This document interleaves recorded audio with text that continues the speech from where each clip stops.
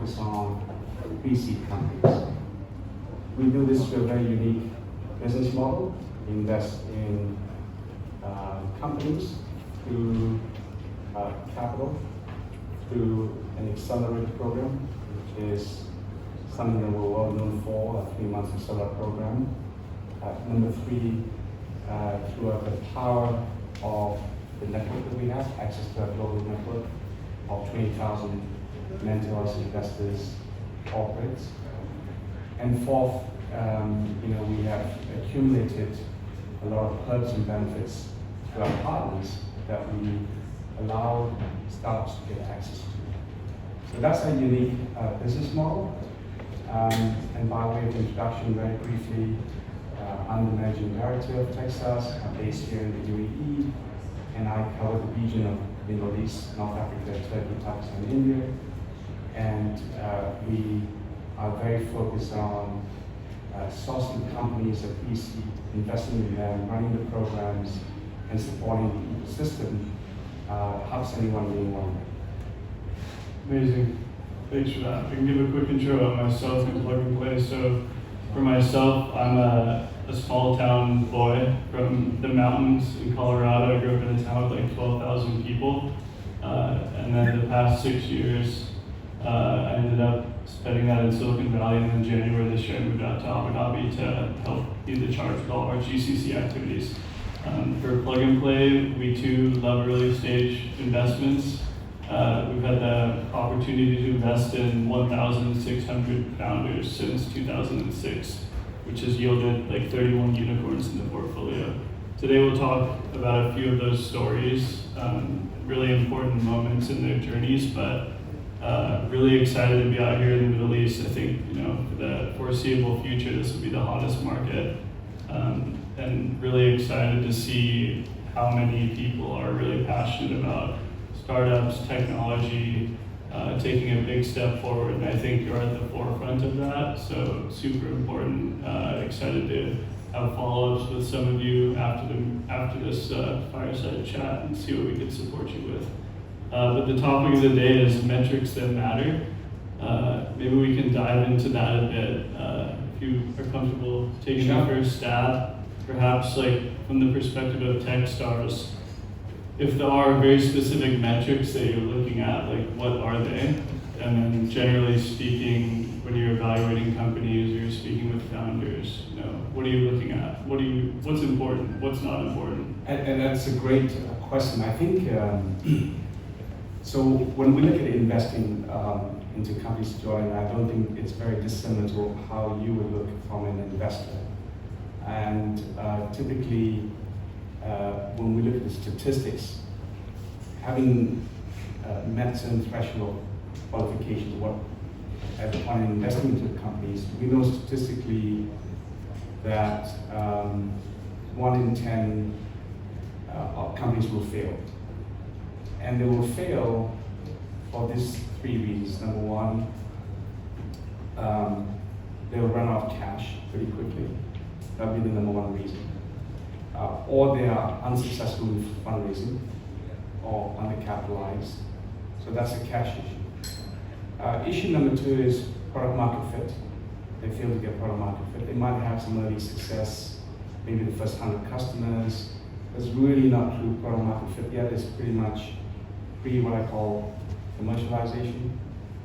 And so that is a journey that they have to endure to basically get to a tipping point where they have repeatability and a flywheel that's really moving at a velocity that gives them that product market. And the third reason is basically co-founder dynamics relations. So that for me are the top 3 reasons why companies would fail at the point when we're making the investment.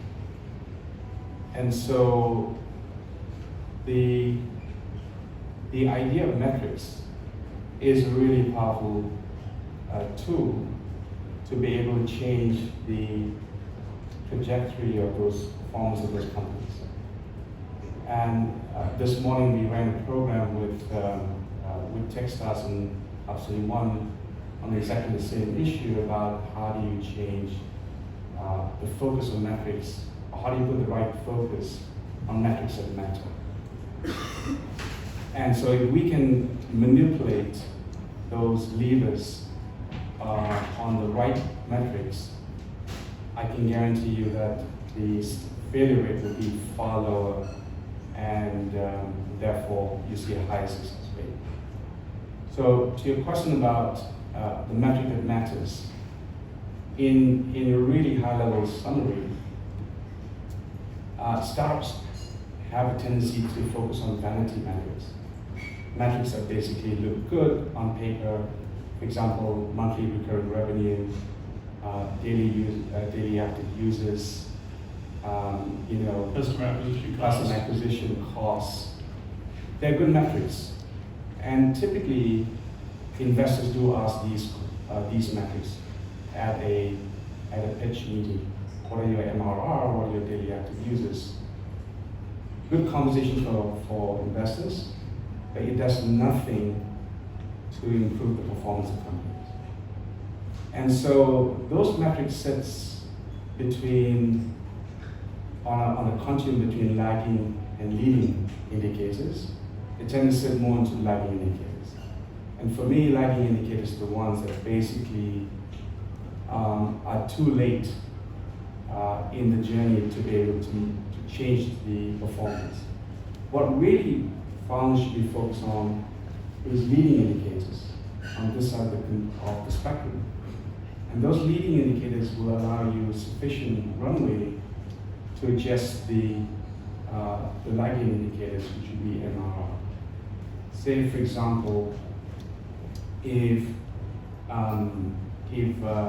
conversion rate from, in the context of B2C business, conversion rate from, say, landing on your social media page to your e-commerce site, if we just focus on that, on the conversion rate, and we discover that that metric is not performing as well.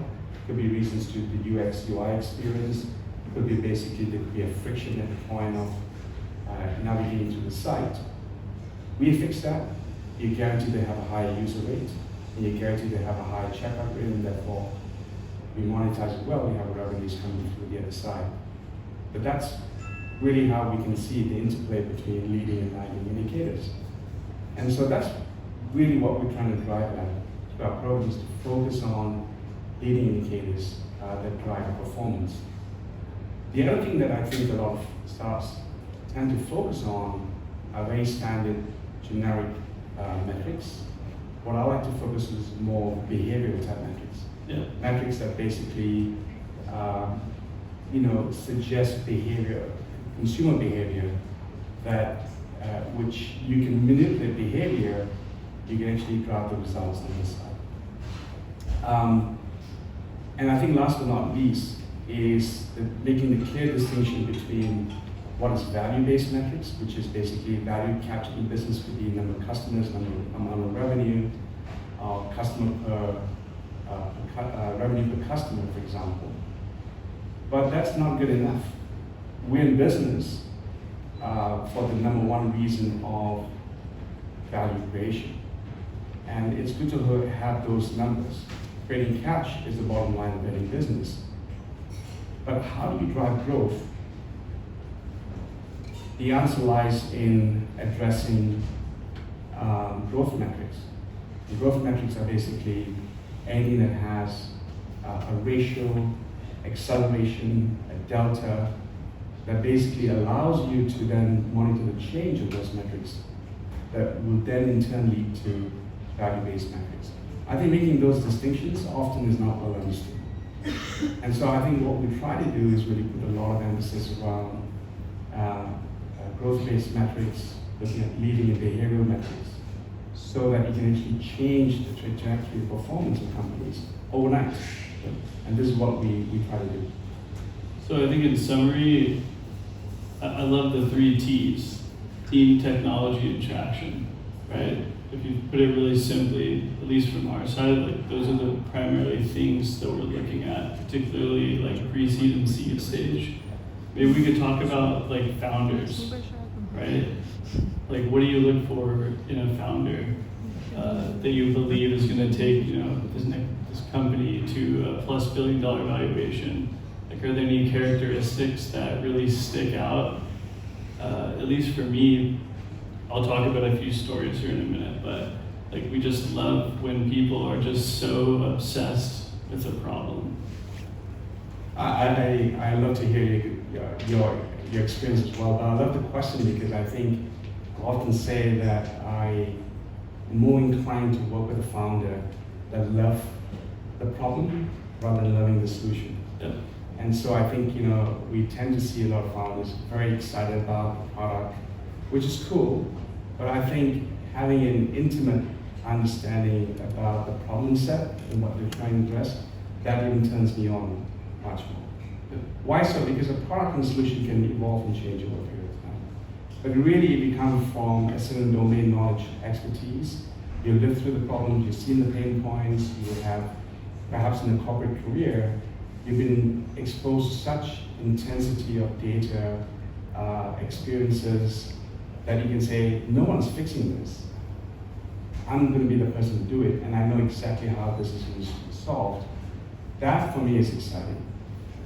But I would also label that with something called perseverance and tenacity. We've seen often that founding teams generally split because along the way they're not really have the tenacity to go the extra mile to see it through, because it's really a painful journey. I'm sure everyone's in the room and can relate to this, right? So in spite of having an intimate knowledge about the problem set, and you have the perseverance to see through the difficult changes that's needed to get from point A to point B. And if you think about getting your first client or first POC, getting your product market fit, that's a really difficult space. And some people just give it up along the way. So I try to look for, particularly in my interviews with companies, try to understand what have they lived through as a person. Yes. More about the experiential journey rather than what's on their resume, rather than what's in the product that they're building. I in fact don't get the product demo, I'm not interested in that. I really want to know what what the founders have lived through in life to be able to appreciate that these guys can really take it forward. Yeah. And that for me, for pre-seed stage, is the important ingredient. 100%. Couldn't agree more. I mean, if you look at some success stories of founders or even some VCs in Silicon Valley, like eating ramen noodles for 24 months is normal, right? And like really roughing it and really trying to build out, the product or, raising that round. Maybe we could talk about kind of the current climate in the space. Like outside of the GCC, I feel like things are pretty brutal, particularly with later stage ventures. But maybe we could talk about like giving advice to founders if they're looking to raise capital right now. Like, are you seeing any particular industries that are getting more investment in the GCC versus others? Yeah, so I think the elephant in the room is that we are on a downtrend in terms of the investment climate. So this has been trending for the past 12, 15 months now. And what we see in North America, Europe, has very similar characteristics in the Middle East as well as the GCC. And you could roughly say that 60% of value of investments have come down. So compared to a year ago, it's about 60% down, which is a significant drop. In terms of number of deals, that too has dropped dramatically, ending between 20 to 40%, depending on which geographies you're representing. That said, here in the Middle East, it's the differential is slightly better among the global statistics, and I would pinpoint Saudi Arabia specifically is much better off compared to the general statistics. Which are the industries that are generally more favorable? I think you see that fintech and e-commerce are still are the top two areas that are still very much receiving funding, probably because it's something that people can relate to. Yep. And given the demographics in this region where it is, relatively speaking, youthful, fast-growing, there's massive amount of digitization that needs to take place, it's inevitable that those momentum are still very strong in those two sectors. There are a lot of other sectors that perhaps the region that cannot claim to be an expert in domain knowledge, for example, whether it's healthcare or life sciences. But we are seeing companies or founders from this region making some huge headway. But that funding tends to come from a mix of different sources, whether it's North America, Europe, or the Middle East. But I think fintech, still a dominant, e-commerce, supply chain are still very dominant sectors that are being funded. Yeah. And during like difficult times, at least from our side, we believe that when we go into difficult times, that's where it's the best time to invest. And like you guys did over 600 deals last year, which is awesome, right? Which is like double what we did. We did 247, so nice. But I honestly believe the next 18 months is going to be the best time to invest in startups. Yeah. Because a lot of these people that are getting, unfortunately laid off, or they've been working on a project on the side, they're actually going to have that time. So given the climate, does that mean like you guys are going to continue at the same volume? Certainly, certainly. I think in spite of the macroeconomics, the sector in which we are playing at, and similarly with Plug and Play, which is pre-seed, that's going to continue to grow in terms of number of investments.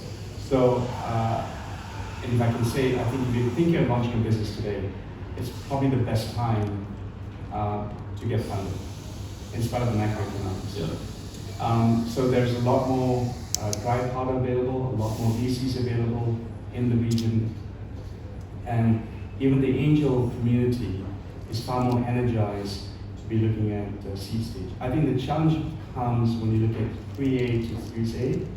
That's having a lot of pressure in terms of availability of funding, but more critically, valuations are down. So that's what we've seen significantly. That's been, companies being hammered with valuations at a later stage. But pre-seed and seed is still going pretty strong. We at TechStars will grow about 30% this year and another 30% next year in terms of number of deals around the world. We just think it's the best time to be investing in the innovation, thinking about what generative AI is doing to the world, robotics, automation. We're seeing a lot more companies. The more layoffs we see in the big tech industries and other larger enterprises, the much better for us for business. 100%. All this talent is going to go out with the knowledge and launching new businesses, and we're super excited to be in this space. Couldn't agree more. Okay, I know I'm going a little off script, but a term or a word came up when I was talking to the team before coming here, which is pivotability for founders. When you're looking at your portfolio and you're looking at the companies that are going through your programs, pivotability, how do they react to this? What sort of advice do you give them? And then ultimately I want to tell a story about a company that pivoted in our portfolio. But yeah, I think the idea of pivot should be always front and center when you think about pivots. But pivots got to be defined. So we think about zoom in, zoom out pivots in terms of market scope, customer segment. Are you being narrow? Are you being broad? Up or down scale? Technology pivots to whether it's a platform play or whether it's a SaaS play. You can pivot in so many dimensions. And so you have to define what pivots are. And to be in the state of agility is really the mantra of the day. You need to be really agile to be able to pivot based on the market dynamics that you operate in. But I think the difficulty is not that founders are not prepared to pivot. Well, there's two things. One is having the courage because there's so much been invested in the legacy business or business model. Sometimes it's really hard to give up customers or give up members of the team or the technology that you have invested so much. So having the courage is a big thing. That's a barrier to pivotability. But the second is, I think not many founders do good homework and research around the hypothesis. And the hypothesis has to be validated or invalidated before you make that decision. And so rather than just relying wholly on gut feeling, some degree of scientific data needs to be supporting the thesis and why you should or should not pivot. That is the second piece of the puzzle that's really important to be pivotable. Some might call it like founder syndrome, right? Where you get the tunnel vision and as much information you're getting from mentors, advisors, or investors, maybe you're gonna know. But just having that tunnel vision where you're not actually accepting any other perspectives or advice, I think that's super important, especially when you're like building your board or advisors, that you're bringing people on board that are gonna challenge you and help you think outside the box. But I think that's super important. So maybe we could talk about a few success stories we've seen over the years, whether that be companies that were one of the first checks in, or a company that you did a seed round investment. Maybe you could talk about a few success stories, or one. If you want me to start, I could too. Totally yeah, up to you. sure. One thing that comes to mind, Jordan, is well, I won't mention the name yet, but I can relate the story because I spoke to the founder 3 years ago, Isaac. So I was involved. Isaac related the story. He's well known, pure techie, decent guy. Year was 2009, and he was with Yahoo. And at that moment, he noticed that the email delivery to customers were not really getting through. So there's an issue about going to spam boxes or what is deemed as phishing on the other side. So he brought it up to upper management, and somehow no one was really interested to fix the problem. Yahoo. And so he got frustrated. He says, look, you know what, I'm just going to write some codes and solve this problem. So over Christmas and New Year, he wrote a few codes, and he had basically an MVP that could potentially fix this.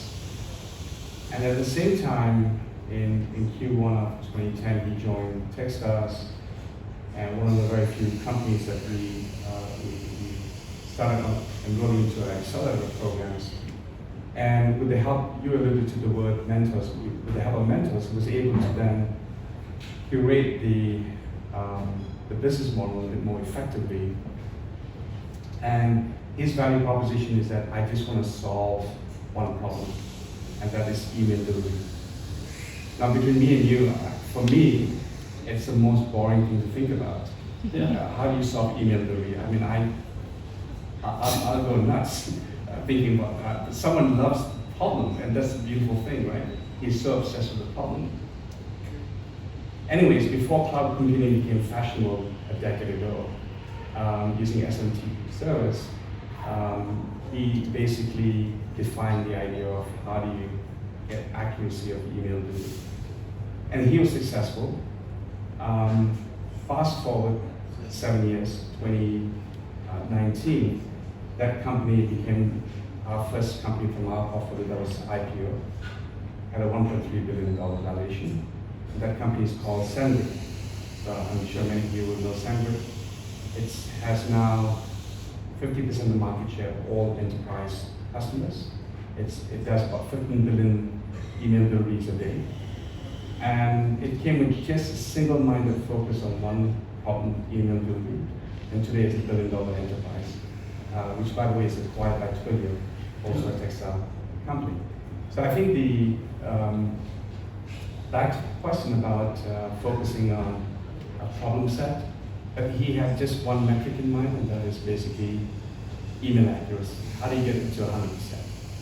And so that obsession builds a $1 billion enterprise. I love it. Super simple. Okay, so I'll tell you a story about a company that we met. Originally, they were focused on B2C in the travel space, which scared the hell out of us. But we ended up putting $25K in for 5% of the company. And after trying to scale this, business where they're predicting the best price in the future for a ticket for a traveler, then they pivoted. Then they're doing travel insurance. That didn't go anywhere. Then they pivoted. We invested 10 years ago, by the way. And then if you fast forward to like March of 2020, they did one more pivot. They're about to just shut the business down, and it was to go B2B and do revenue management for airlines, because they're like very powerful data scientists. And today they have over 1,000 employees. So you can just see if there's, the right time with the right solution in the market, you can scale your business super quickly. But I think what was super important about at least our discussion is you mentioned there are times where founders will split up.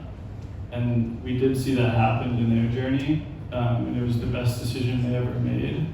But the other thing that was super interesting about this founder is he was just such a sales guy, but he was also so technical, and it was super deadly. Putting him in a room with other investors, like that guy could raise money so well, so quickly. But at the same time, he can go talk to the CEO of an airline or a hotel group or a lodging business. And he's about to sign like a couple $100 million deal out in the GCC, which will be public hopefully later this year. But it's just like the recipe of that technical expertise, being obsessed with this very little problem, which if you look at the travel industry, it's like very legacy, technology providers. And just at the right time, and everyone was coming out of the pandemic, but he was able to scale very quickly. I'm not sure, is there another story you'd like to Yeah, share? I think there's actually quite a few. But just as a general statement, I think I've observed quite a few companies coming into our programs tend to be B2C and then begin to flip into a B2B. Yeah. That's a pretty common observation. 100%. There's a company that, it's a fun story. 2017, four McKinsey guys, consultant in Dubai, came up to me one day and said, Vijay, we heard about the program that you run, we would love to join, and we've not launched a company, we have no product, we've got nothing, it's just an idea, would you invest? Now, my reaction typically would be, thank you very much for approaching, keep me informed, 6 months, we'll touch base. I'm really giving you a long story short here. And so I said, what exactly are you pitching here? He says, well, they look at each other, four of them would like to build a flying car. And I go, really? And I said, what gives you the, Why you? Yeah, why you, right? Folk consultants want to do this. Anyway, so did you guys grow up watching the Jetsons? So that was the image that came to my mind, walking my apartment building and just getting into a flying car. So I said, I like this idea, it's pretty cool. Anyways, they came back three weeks later. We met at Costa Coffee down in Jumeirah Road in Dubai, and I took perhaps the boldest decision I ever did. On the back of a paper napkin, they sketched what the flying car looked like, and I said, done, we will invest in it. Oh. Yeah. And I gave them a string of conditions. I said, number one, clearly you're going to be a founder, you're not going to be working, you're going to be full all in. Check. They did that. As soon as the term sheets came, they all resigned from McKinsey and they were working full time.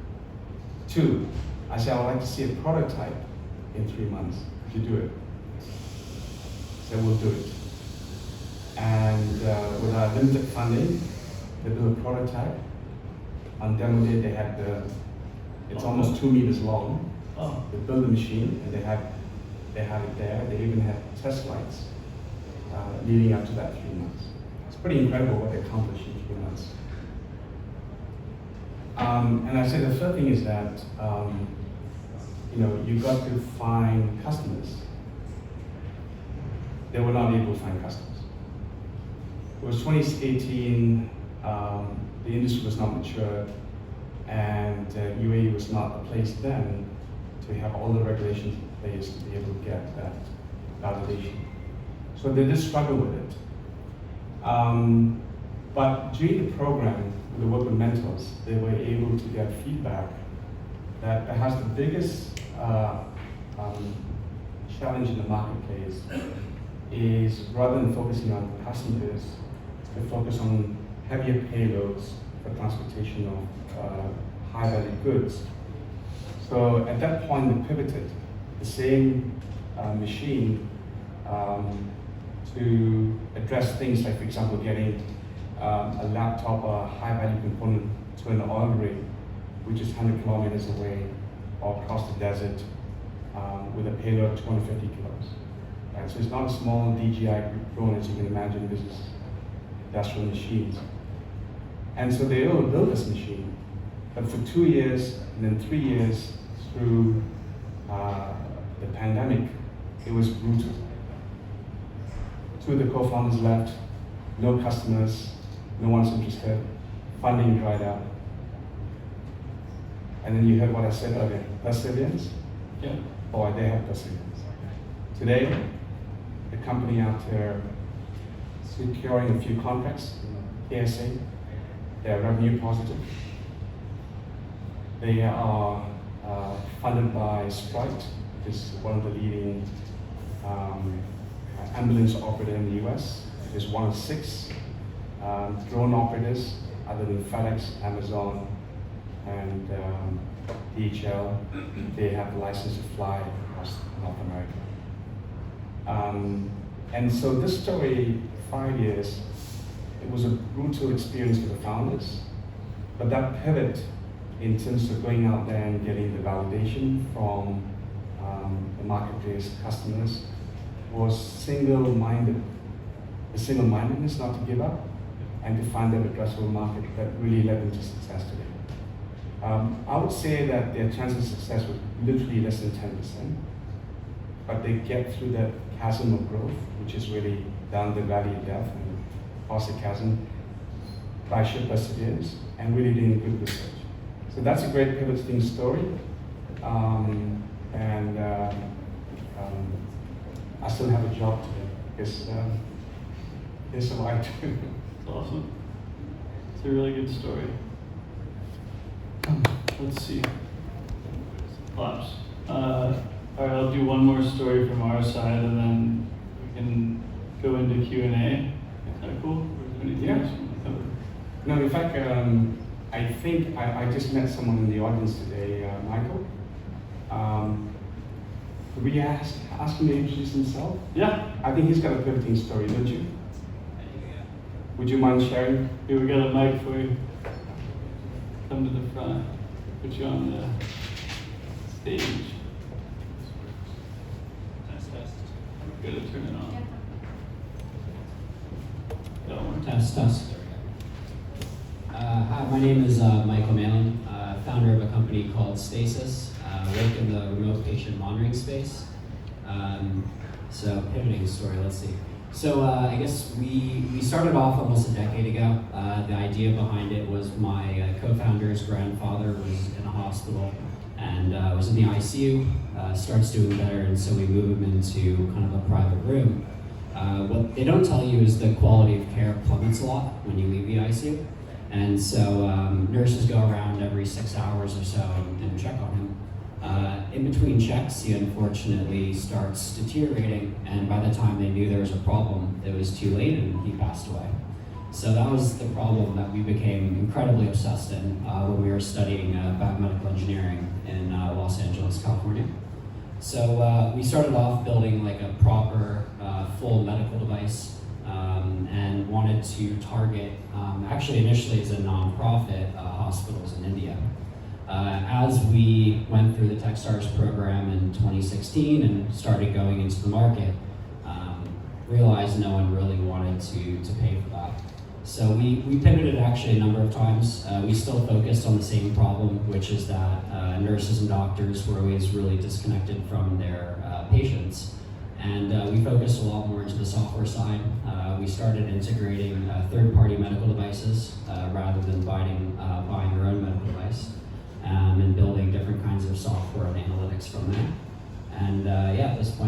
We've supported over 100,000 patients without solution. Are working on going through an exit process, and I moved here to the region to figure out what I want to do next. Amazing. Congratulations. So it's been 5 years now since you went through the TechStars program? Yeah, 2016. So Amazing. there's And you're going to exit this year? fingers crossed. All done. Thank you. You had a story to share, Jordan? Yeah, I was just going to talk about one other company that we met. It's called SoundHound, which they went public last year. But I think as you're, trying to raise capital, like pilots and those first customers are super important. So like going through accelerator programs where you can get access to your first, 2, 3, 4, 5 customers, super important. This company, we were able to help all the way from day one. Back then they had a technology that you could like hum a song and it would recognize what song you were humming. Pretty cool. Anyways, they continued developing. We ended up introducing them to Mercedes and Honda, where they ended up doing pilots with these guys, and then did partnerships with them, and then continued to build out the technology. They ended up opening up a $100 million corporate round with Mercedes, Honda. And then now when you're driving the Mercedes, that's the voice recognition software that's in that vehicle. But just talking about persistence and how difficult it would be and how long it can take. One thing I always like to emphasize for our founders and the portfolio companies we're speaking and working with is like the focus on yourself and your well-being and your health, right? Like you guys are putting in crazy hours. I know I'm working really hard all the time, but founders typically work like 17-hour days, maybe more, hopefully. But I think focusing on your health is really important. I'm not sure if you have any advice. Like, do you have any advice for the founders in the room? I think you brought about a very important topic, which is It's basically burnout. It's burnout. It's broad topic, mental wellness. You should know that if you're an entrepreneur, you represent 1% of the population. You probably represent 80% of wellness, mental wellness issues. I did a study once when I was the CEO of the Entrepreneurs Organization, when I was based out of Washington, D.C., and we see a high percentage of people need clinical support just because of burnout. Their work-life balance is not balanced. There's also a high risk of suicides. Sorry to bring this up, but it's a fact of life as an entrepreneur. And so I think the importance of self-care and self-love is now openly spoken about, but that should not be something we should be afraid to speak openly. And I think when I think about investing in companies, I ask myself, what is the assets that we invest in? Right? I forget about the IPs, forget about customers, there aren't many, but really the assets are the two individuals, the two co-founders. Yep. And so the assets are not looked after, in terms of physical buildings, it's not well maintained, it's not well cleansed, and so on, what have you. It's no different. And so having the founders well maintained and well oiled and well cleansed from every point of view, physically, mentally, and spiritually, is the fundamental key success factor to sustain long-term growth. It's easy to work 20 hours a day in short bursts, but you can't live off that as a marathon, you do short sprints. So you have to think about a way that you find your own balance in terms of how you're working, what's the best time, what's the best routine, so that you don't fall off the rails. And I think that's really important. I know that was a curveball, but it's something I've been thinking about a lot the past 6 months. Like, what can we do more of for the portfolio or the companies we're working with to be healthy, take care of themselves, their body, their families when they're working so hard. But definitely something I would love to be talked about more and more in our space. Should we do some questions? Yeah, questions on the floor. Sounds like a good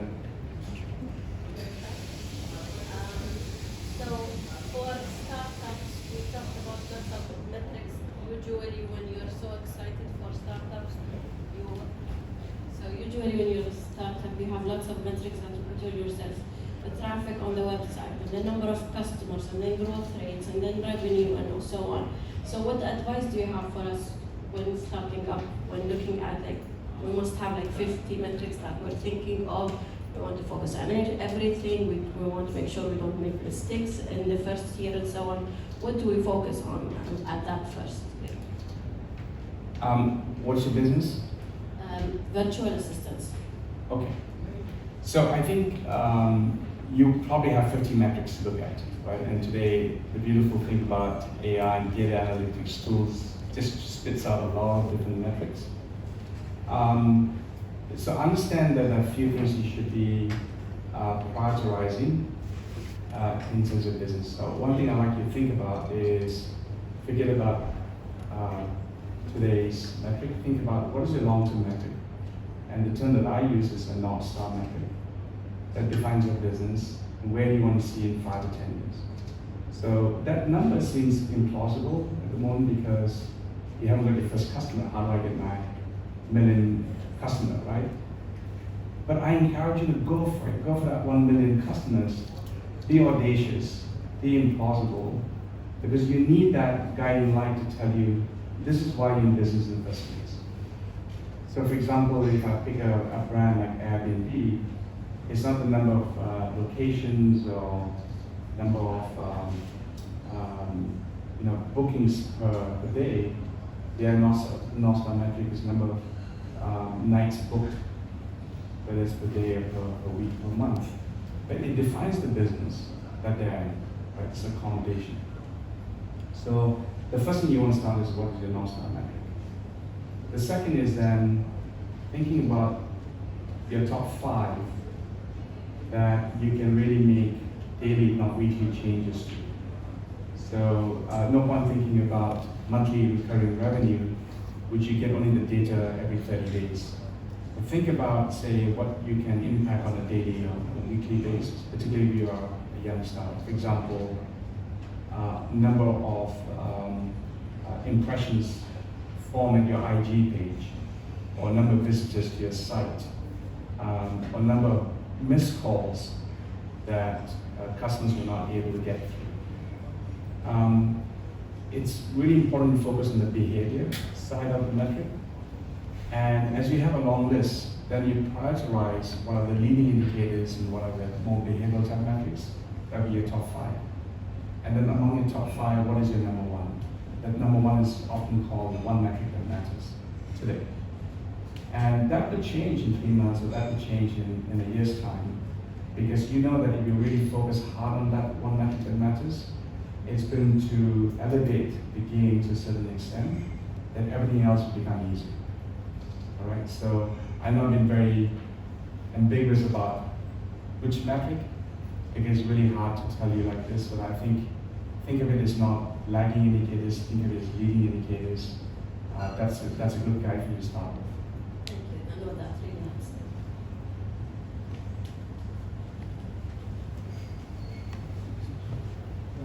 Hi. I want to ask one question. Do you think that, what do you think about SEO? And SEO deserve the investment, such as utilization? So could you Did you repeat? say SEO? SEO, yeah. Okay.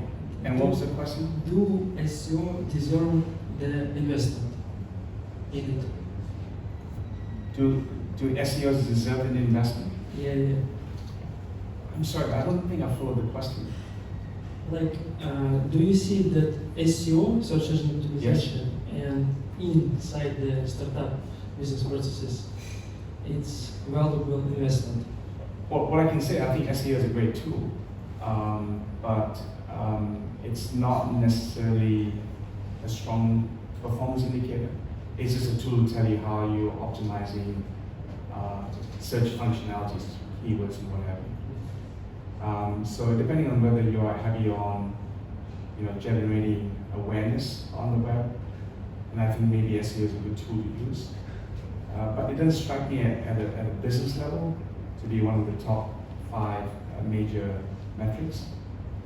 And again, it's hard to generalize. It really depends on where you are, what business you're in and what you're trying to solve. Are you trying to solve stickiness, virality?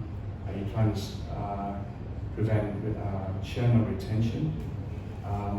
And all these could have different metrics, right? And assuming this is a B2C business maybe. That's the way I would think about it.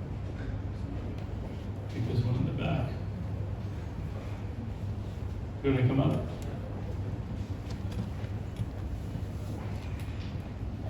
Hi, thank you very much for the insightful discussion. I'm very curious about how does pivoting affect the company's valuation? So at this point, when a company pivots, now all of the legacy metrics probably would not matter anymore. So if you're doing some revenues, if you're growing and so on, and you pivot and you're creating another solution, then if you're an investor looking at the business, you might say that now it's like you're starting from the beginning, so whatever you did before that point is not relevant anymore. So I'm really curious about your take when someone pivots, how does it affect the company's valuation? I mean, the short answer is you have to start over, right? But you do have like the basic team and the traction. If whatever you've done historically, if you're taking a percentage of it and continuing, or if you're just doing a hard pivot and everything that you've done is just done, then you'd be starting over.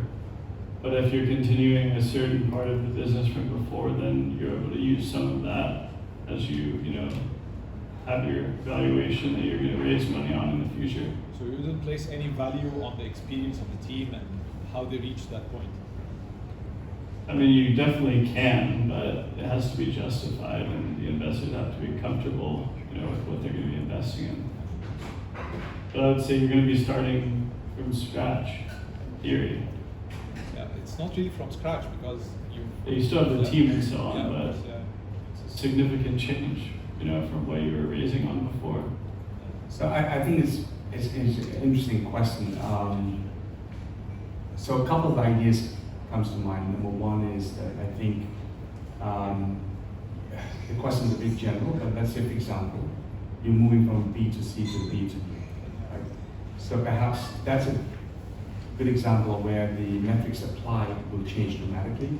So for example, from daily active users to perhaps number of customers onboarded, right? So it's a different metrics you use, and you can just drill down on both sides of the column, and they'll be very related but different for B2C and B2B.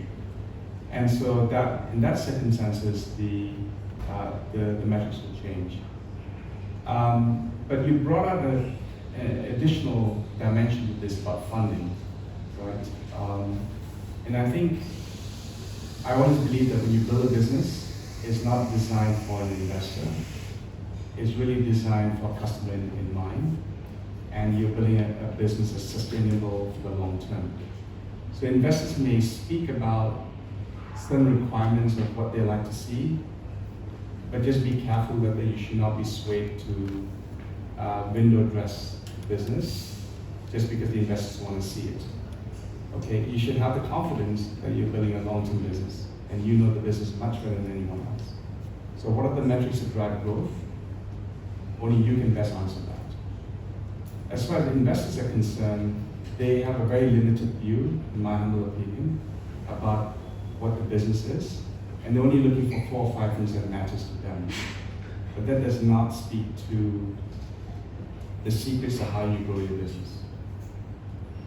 And then the other thing that could potentially influence are basically macro factors. Today we would just label their business as a generative AI in ed tech.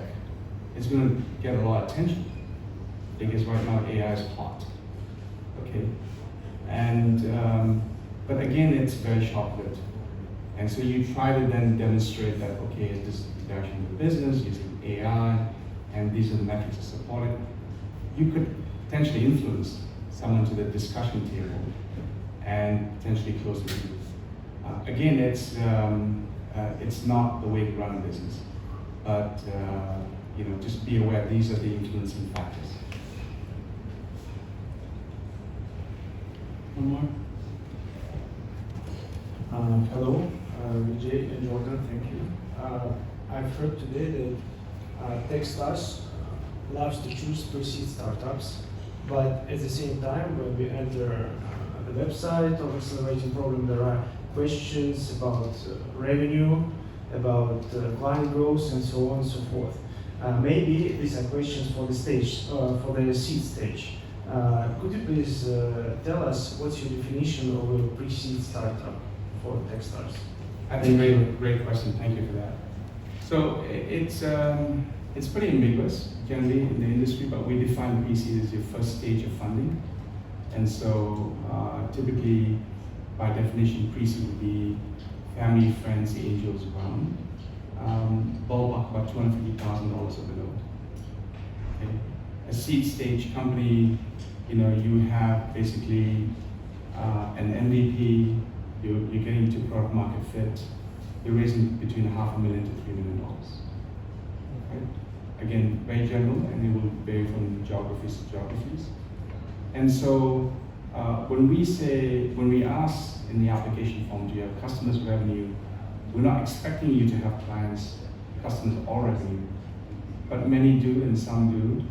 And if you don't, it's not by any means a mark against you, because what we're really looking for, and I think Jordan, you spoke to this earlier as well, in a very similar way, we are looking for the caliber of the team, so that's talent.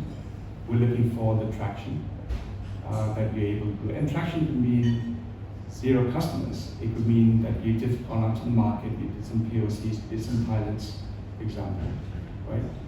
And then thirdly is basically how large the addressable market is. And if you can basically validate and verify that this is large enough to be a $100 million company, we will invest with you. The example that I gave about the flying car, which then pivoted to be a drone company, is a good example of no product at the point of investment, no customer, let alone any revenue. But we made hundreds of investments as that back of a paper napkin, because we believe in the founders. We believe they're able to execute on that vision. Thank you, both of you, for your beautiful insights. So my question is about culture. At which stage of startup life cycle founders need to focus on culture aspects, how to make them impact these key performance indicators efficiently? I love the question. At which stage should culture play a role in the startup journey? Day -1. 100%.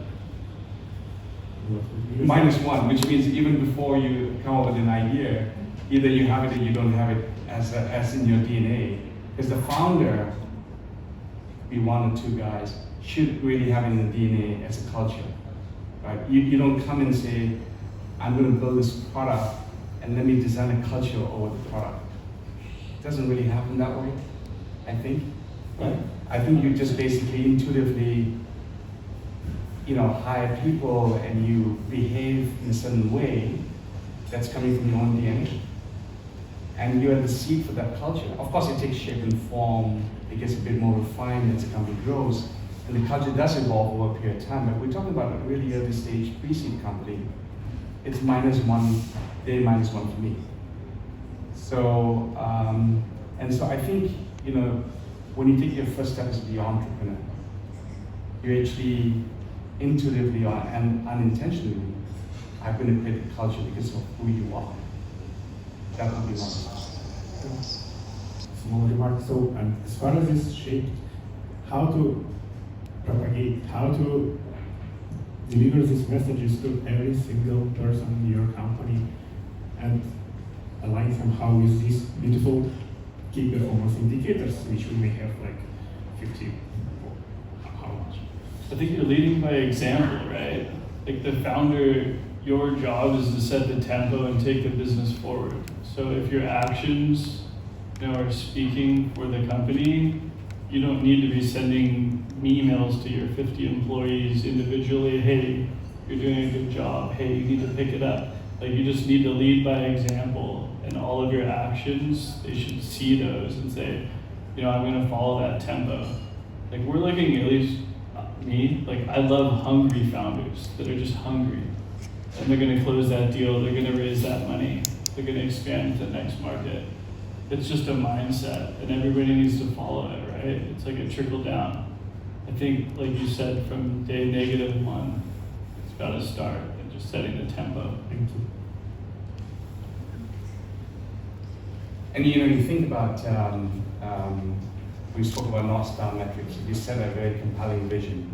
You're gonna have, say, 1 million customers. What's your business? Large language models, artificial intelligence, generative AI. Generative AI, okay. And what are you solving? What? What are you solving? Right now, I'm mostly consulting people who are solving some problems. It's like multiple. I'm not focusing on one single idea. So I'm working with tech startups, I'm working with augmented reality, and some logistics. So my advice to you is to be single-minded in terms of what you're solving in the marketplace. That will lead you to set a North Star metric, what you want to solve. And that could be an inspiring number for you and your team to excel in pursuit of that goal. Thank you. Thank you so much for such a beautiful session. It was very, very inspiring as a founder to hear what to do and how to solve challenges according to the culture. I really love to hear that because I'm trying personally to bring that into my company. And sometimes, just some off top, it's really hard when you bring in a person who doesn't fit your culture to tell them, it's a startup, it's not corporation. Let's act as a startup, and that people are leaving a company. And I was really caring about that, thinking, oh, I'm like a bad boss, I cannot keep people inside of the team. And then I understood that those people who are same-minded, they're just joining and they don't care. Is it a startup or whatever? They like the idea, they like the hustle, and they're just hustling all day, all night, like whatever, each time they're available. And maybe it's kind of thing that founders should propagate, maybe inside of the team, between those who are ready to hustle, that this is the only way sometimes, not act as an old company, but act as a real startup that can change the world. But my question was, and maybe someone else found that a little bit interesting, do you guys compete for the startups here in the region? I mean, Plug and Play and TechStars. Good question. And we have a lot of portfolio companies together. There's a company called Axel, Yes. which we invested in, I think in 2019 or 2018, but before we met them, they went through TechStars. I would say we're definitely open. I mean, maybe you have another opinion, but I'm open to support your companies. Yeah. And I think the beauty of like the Middle East and the beauty of working together is sitting in the same room, sitting in chairs next to each other, being on a fireside chat together. Is like the message we want to send is that we're like open to support companies when they go through TechStars and they're ready to meet our corporate partners or our government partners. We're totally game, and it doesn't matter where they come from. Our value proposition is to put the best companies in front of our partners, whether that be for investment or proof of concepts or partnerships. So it doesn't matter. I don't think we're competing. I think Totally. we want to enable. So I think the way to think about it is basically each of us that operates in the space are providers of capital, access to a network, access to a program. You could actually argue that you could use 2 or 3 or 4 names in the same industry simultaneously or sequentially to achieve the goal. Frankly, we don't care. In a sense, you can, if that makes you happy or you succeed because of that, well and good. And you think about the number of startups that are churning out every day, it's just incredible. How much can we consume individually is not possible. Because it's a people business, right? So you really have to go and meet people and get to know them. And it's really hard to, I guess, have one dominant person or player in the market to basically address everything. You need multiple players in the industry to make up a strong and robust ecosystem, right? So the more we have the place like TechStars and Plug and Play and others, it really elevates the game for founders because you have optionality, you've got multiple choices, sometimes you can combine those two for your own benefit. So we never think of it as competitive, we collaborate a lot, and sometimes we know that founder's journey is different for each one, so sometimes they need to go through 2 programs to get to a point where they're self-sufficient. Sometimes they're adequate with one program. And so we're constantly sourcing that from each other or getting investments from one another. That's how we view it as an operator. And many times it's beneficial for the startup to work with both of us, right? Like we have 800 partners around the globe, and they have probably 1,000 in different markets. And many times, you know, the corporations or the governments will work with one of us, not both of us. So it definitely makes sense for the startups to, you know, work with TechStars and Plug and Play. Last question. Yes, I have a question about female founders, female leadership, and actually investors, women. There are a lot of different programs right now. Let's say Gauss has zero equity program for female founders. TechStars, I think, also have different kind of programs supporting women entrepreneurs.